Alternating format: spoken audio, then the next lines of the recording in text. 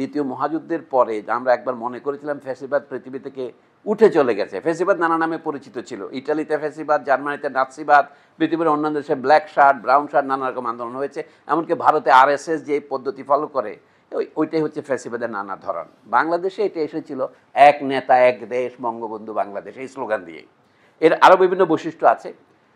এবার আন্দোলনকে দমন করার জন্য যে পরিমাণ আমি বলবো সহিংসতা বা হানাহানি করা হয়েছে সরকারের তরফ থেকে, রেজিমের তরফ থেকে বলতে পারেন, গোটা ওই ভায়োলেন্সের রেজিম যেটা, যে নতুন ধন সঞ্চয়ের যে প্রকল্প তৈরি হয়েছে বাংলাদেশে, কার্ল মার্কসদের পুরনো ভাষা ব্যবহার করে বলা যায় প্রিমিটিভ অ্যাকিউমুলেশন অফ ক্যাপিটাল, এখনকার যিনি বলে ক্রনিক ক্যাপিটালিজম, ওইটাকে রক্ষা করার জন্যে শুধুমাত্র বয়ানটা শুধু মুক্তিযুদ্ধ বনাম মুক্তিযুদ্ধ বিরোধিতা নয়, এই অভূতপূর্ব হিংসার প্রমাণ আমরা দেখেছি। জাতিসংঘ যে কনজারভেটিভ রিপোর্ট বের করেছেন তাতেও দেখা যায় শহীদের সংখ্যা 1400, এই কয়েক বছরের মধ্যে যাদের আহতদের সংখ্যা কত হাজার, নতুন লিমিট এখনো হিসাব হয়নি।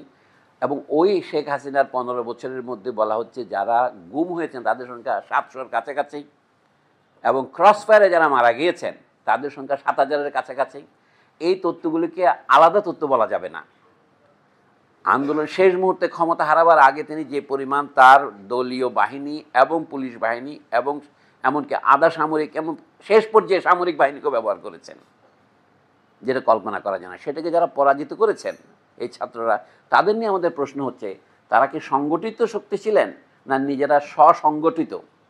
পূর্ব থেকে সংগঠিত নয়। কোনো রাজনৈতিক দল যারা গত 15 বছর আন্দোলন করেছেন তারা যেভাবে জনগণকে ঐক্যবদ্ধ করতে পারেন নাই, এরা পেরেছেন।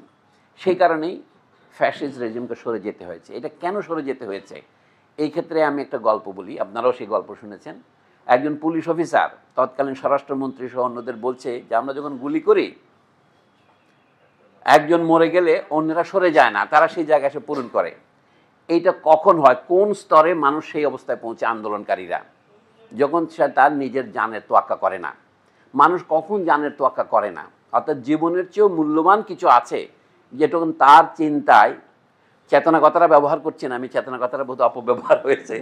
আমরা বাংলায় বহু বচন করে বলি চিন্তা চেতনা। তার চিন্তায় যখন সে ব্যবহার করে একটা গুরুত্বপূর্ণ প্রশ্ন হয় যে এটা কোন অবস্থায় টার্নিং পয়েন্ট হয়। আমি এই বই পড়তে গিয়ে একটা জিনিস লক্ষ্য করলাম, আমরা যে প্রশ্নগুলি করেছি আমাদের 2 সম্পাদকের তরফ থেকে বলছি, যে তারা বারবার বলছে আগের আন্দোলনগুলির তুলনায় 2024-এর আন্দোলনের বৈশিষ্ট্য কী, বিশিষ্টতা কী, আলাদা কী।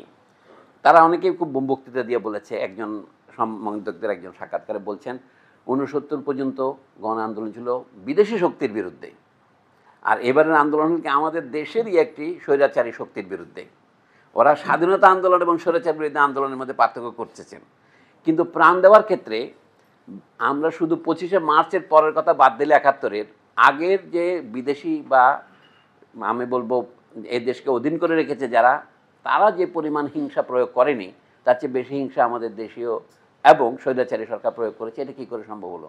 তাহলে যদি আপনি মনে করেন দমননীতির দিক থেকে দেখেন, তাহলে বিদেশের চেয়েও দেশি বেশি দমননীতি প্রয়োগ করেছে, এটার কি ব্যাখ্যা দেবেন আপনি? ওই ব্যাখ্যার সাথে আপনি তো খাটে না। অর্থাৎ আমরা বলছি কি আগে মানুষ নিঃশেষে প্রাণ যে করিবে দান ওরে ক্ষয় নাই, তার ক্ষয় নাই। তো স্বদেশ প্রেম বা দেশের স্বাধীনতার জন্য প্রাণ দেওয়ার একটা বয়ান আমাদের আছে, কিন্তু স্বৈরাচারের বিরুদ্ধে প্রাণ দেওয়ার বয়ানটা তার মতো শক্তিশালী হয় কি, এই প্রশ্ন হয়।